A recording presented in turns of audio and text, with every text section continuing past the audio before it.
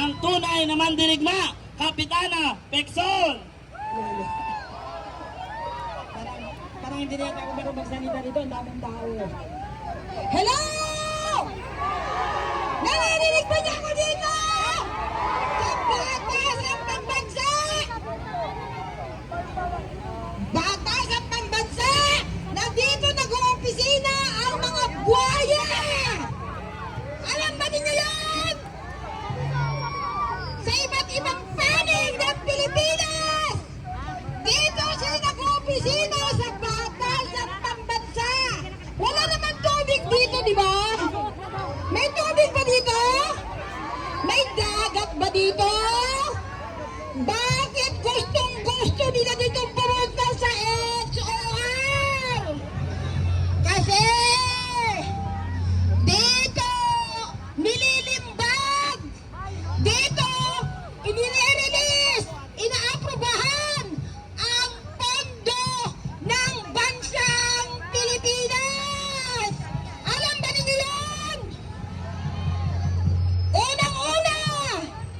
Unang-una na babanggitin ko ang may sala ng lahat, ang may bahay ng ating dating Speaker Romualdez na si Yeda Romualdez na siya ang nagre-represent ng Tingog Party List.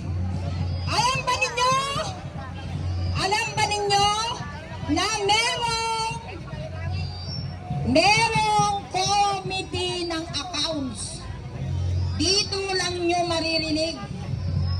Ang committee ng accounts, siya ang namamahala ng pag-release ng pondo ng bansang Pilipinas. Siya ang nag-aaproba. Kaya lahat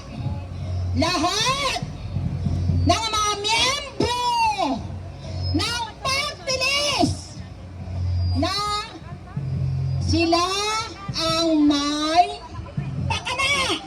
pakana. Sila yung nabayaran ng mali-malitang pera. Sino nagsabi nun? Si ex-Marine Gotesa.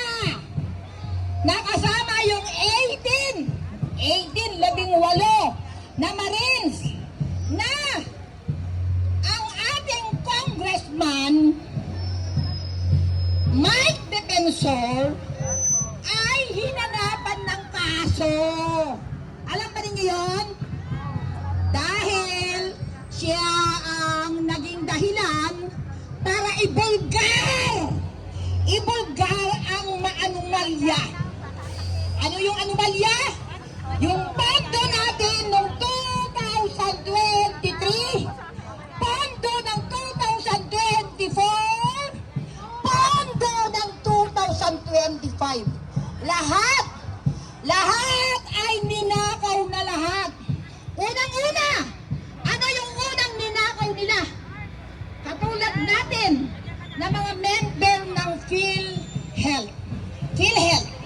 Kaya nandito ako sa inyong harapan ngayon, nagre-represent ako sa lahat ng mga Pilipino, ng mga mahirap na mga Pilipino na pagka nakasakit, kailangan niya yung pondo ng PhilHealth. Dahil yung 60 billion na itinransfer, inilipat ni Secretary Recto. Nung siya ay budget secretary, nilipat niya sa budget natin. At ngayon, kaya ko nababanggit ito, isa ako doon sa complainant. Nagreklamo kami. 10 ng ating mga kasamahan sa Maisog. Nagreklamo kami sa ombudsman para ibalik yung 60 billion na ninakaw nila. Meron ng kautusan ngayon ang Supreme Court para ibalik yung 60 billion. Pero hindi nila kayang ibalik. So ngayon, babalik tayo doon sa pinag-uusapan natin. Bakit ngayong araw na ito ay magkakaroon ng impeachment sa ating kagalang-galang na Vice Presidente Sara Duterte? Kasi natatakot silang lahat.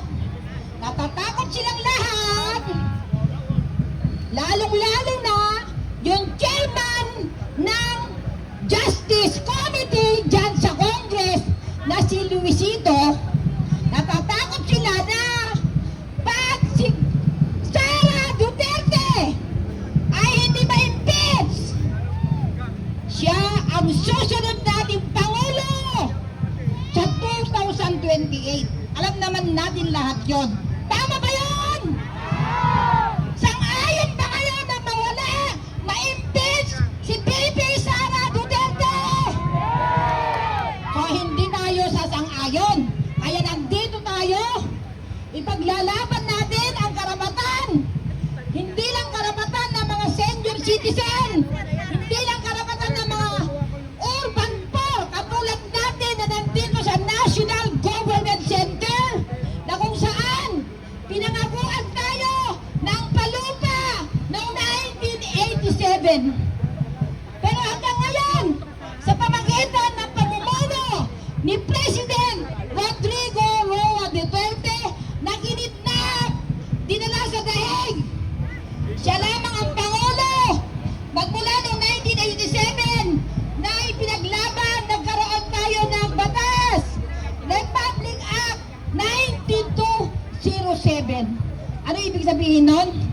Lahat ng mga nakatira dito sa National Government Center, Barangay Payatas, Commonwealth, Holy Spirit, at Batasan Hills ay mapapasa atin na yung lupa na ating kinatitirikan ng ating mga tahanan. Ngayon, hindi nila ba ipatupad? Bakit nila napapatupad? Wala na tayong pondo. Kaya tayong lahat nandito, nagtitipon-tipon. Kailangan marinig ang boses natin. Hindi lamang dito sa batas ang pambansa, kundi mula hulo hanggang aparo, mula Pilipinas at sa lahat ng bansa sa buong mundo ng mga Pilipino ay hindi papayag na i-impeach si Sara Duterte bilang Vice Presidente. Ano magiging epekto pag ang mga 109 na congressman ay pumirma sa impeachment ngayong hapon na ito? Si Sara Duterte ay mai-impeach at makakarating tayo sa Senado, at hanggang sa Senado, doon tayo magrarally. Kung kinakailangan, papayag pa kayo na magkaroon tayo ng revolution. Pag in-impeach si Sara